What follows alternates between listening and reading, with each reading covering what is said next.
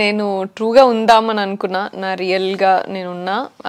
కానీ ఉన్నది ఒకటి చూపించేది ఒకటి అని అంటే ఇక పోయి కూడా వేస్టే కదా, దాంట్లో నేను చేసేది ఏం లేదు.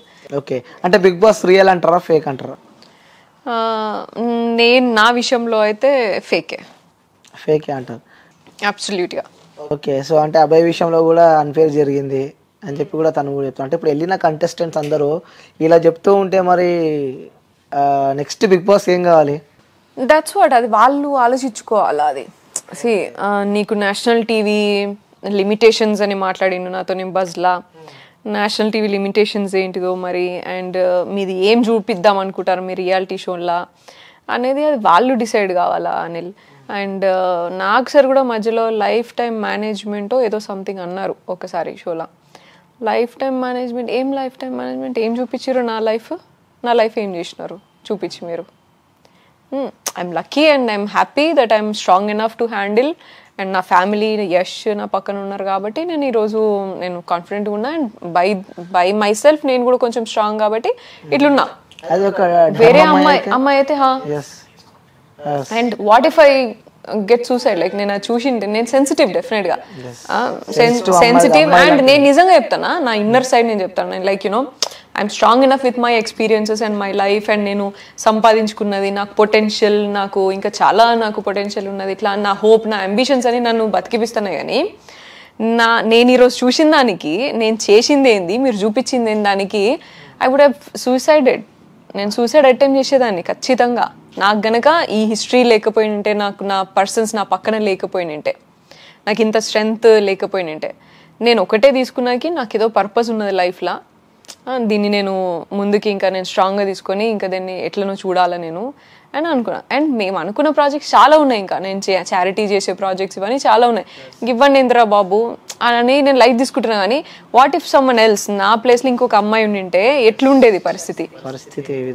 ఐఎమ్ గ్రేట్ఫుల్, నా పక్కన యష్ ఉన్నారు, నాకు మంచి లైక్ యూనో ఫినాన్షియల్లీ వెల్, నేను సంపాదించుకున్నా, నాకు ఆ టాలెంట్ ఉన్నది, స్కిల్ ఉన్నది. ఒకవేళ నేను మళ్ళీ సంపాదించుకోవాలనుకున్నా, మూవీ సైడ్ కాకుండా ఇంకో సైడ్ పోవాలన్నా, ఒకవేళ వాళ్ళ ఆపర్చునిటీస్ వాళ్ళే అని కాదు, ఎవరైనా ఇది చూసి నాకు మూవీ ఆపర్చునిటీస్ ఇవ్వద్దు లేకపోతే ఇట్లా ఏమైనా అనుకున్నా సరే నాకు ఇంకో ఫీల్డ్ ఉన్నది చేసుకోవడానికి. కానీ వేరే వాళ్ళందరూ చాలా మంది కూడా ఇప్పుడు ఫర్ ఎగ్జాంపుల్ యష్మి ఉన్నది పాపం, ఆమెకి సీరియల్ తప్ప ఇంకేం ఆప్షన్ లేదు కదా. మీరు అందరూ ఇట్లా ట్రోల్ చేసి ఇట్లా అంత చేసి వాళ్ళు ఏదో చూపించి మీరేదో ట్రోల్ చేసి చేస్తే, మీ కెరియర్ కోసం, మీ పూట తిండి కోసము వేరేని చంపేస్తే అది అడుక్కు తినడం కంటే ఇంకా అసలు అడుక్కు తినడం చాలా బెటర్. ఇంకా అడుక్కు తినడంకి కూడా దానికి ఈక్వల్ కాదు అది. ఒకరిని చంపి నువ్వు బతుకుతున్నావు కదా, సో ఆ తిండి ఎట్లా పోతుంది మనిషికి? అండ్ రేపటి నాడు అందరి ఇళ్ళల్లో ఆడపిల్లలు ఉన్నారు, అందరి ఇళ్ళల్లో ఇష్యూస్ జరుగుతున్నాయి. ఈరోజు మనం ఎట్లున్నామంటే అదే మన మన పిల్లల్ని మన బాబాయిలు ఎత్తుకున్నా డౌట్ పడే సిచ్యువేషన్లల్లో మనము బతుకుతున్నాం. మనం కనీసం బాబాయ్ చేతికి ఒక ఆడపిల్లని ఎత్తుకోరా బాబు ఎట్లా అనిచ్చినా ఎట్లనో ఏం చేస్తారో అన్న భయంలో బతుకుతున్నప్పుడు నువ్వు అండ్ అన్న చేయబట్టుకొని నువ్వు రోడ్డు మీద వెళ్తున్నప్పుడు కూడా గర్ల్ ఫ్రెండ్ బాయ్ ఫ్రెండ్ అని మాట్లాడుకున్నప్పుడు అటువంటి దేశంలో బతుకుతున్నాం. ఇక మనమేం మాట్లాడాలి? ఇక సెక్యూరిటీ గురించి మాట్లాడతారు, మళ్ళీ ఎవరికైనా ఏమైనా కాగానే ఇక ర్యాలీలు తీస్తారు, జస్టిస్ అని మాట్లాడతారు. నువ్వు ఒక రిలేషన్షిప్ని అక్కడ ఏం జరిగిందో అని కరెక్ట్గా చూసేది కూడా నీకు అట్లీస్ట్ సీక్వెన్స్ ఆఫ్ థింగ్స్ దగ్గర పెట్టుకొని చూద్దామనేది కూడా లేదు. ఏదో బీజిఎం వేసుకున్నాడు, ట్రోల్ చేసుడు. ఆల్రెడీ మీరు అంతా పోర్ట్రే అయ్యి ఒక ఫ్యామిలీ లాగా కలిసి ఉన్నారు అందులో, కానీ బయట మాకు పోర్ట్రే అయింది మాత్రం ఇట్లా, జనాలకు తెలిసింది మాత్రం ఇట్లా. సో ఓవరాల్ గా బిగ్ బాస్ మీద కూడా నాకు అదే అనిపించింది, లైక్ ఇట్లా చేసుకుంటా పోతే మాత్రము ఐ డోంట్ థింక్ నాకు అంటే లైక్ జనాలకు అదే కాంటెంట్ కావాలేమో, నేను ఆ స్పేస్ కి నేను బిలాంగ్ అవ్వనేమో నాకు తెలీదు. బట్ నేను అనుకున్నది వేరు, బిగ్ బాస్ అంటే నాకు వేరు ఉండే. ఓకే, అవును, అక్కడ చెప్పారు కూడా లోపల Bigg Boss it's not a joke అన్న వర్షన్ కూడా మీరు చెప్పారు. చివరిగా సో మనని ఇష్టపడే వాళ్ళు ఎంతమంది ఉంటారో, సో నెగిటివ్ చేసే వాళ్ళు కొంతమంది ఉంటారు. సో అందులో ముందుగా మనం ఇష్టపడే వాళ్ళకి కూడా మనం వాళ్ళకి సమాధానం, ఎందుకంటే నెగిటివ్ చేసే వాళ్ళ గురించి మనం మాట్లాడినా మనం ఇష్టపడే వాళ్ళకి. సో ఎందుకంటే నేను ఇప్పుడు చూసాను, మీరు హౌస్లో నుంచి బయటకు వచ్చినాక కూడా కామెంట్లో, అరే సోనియాని మిస్ అవుతున్నాం, ఆ వాయిస్ మిస్ అవుతున్నాము, ఆ బాండింగ్ మిస్ అవుతున్నాము, ఆ వాయిస్. ఇప్పుడు బిగ్ బాస్ ఇంకోటి చెప్పుడు మర్చిపోయాను నేను, బిగ్ బాస్ బోర్ కొడుతుందంట ఇప్పుడు, ఆ టీఆర్పీ కూడా కొంచెం తగ్గిందంటారు, బోర్ కొడుతుందంట. అసలు మరి ఏంటి వాళ్ళకి ఏం చెప్పాలనుకుంటున్నాను? ఆడియన్స్కి like thank you so much మీ లవ్కి సపోర్ట్కి అండ్ ఇప్పటిదాకా 1 month వరకు నన్ను సపోర్ట్ చేసినందుకు కూడా thank you so much. I'm grateful for that. And కొంతమంది నా మీద ఎక్స్పెక్టేషన్స్ పెట్టుకున్నారు, నేను వాళ్ళని రీచ్ అవ్వకపోగా స్పాయిల్ చేసినట్టున్నా.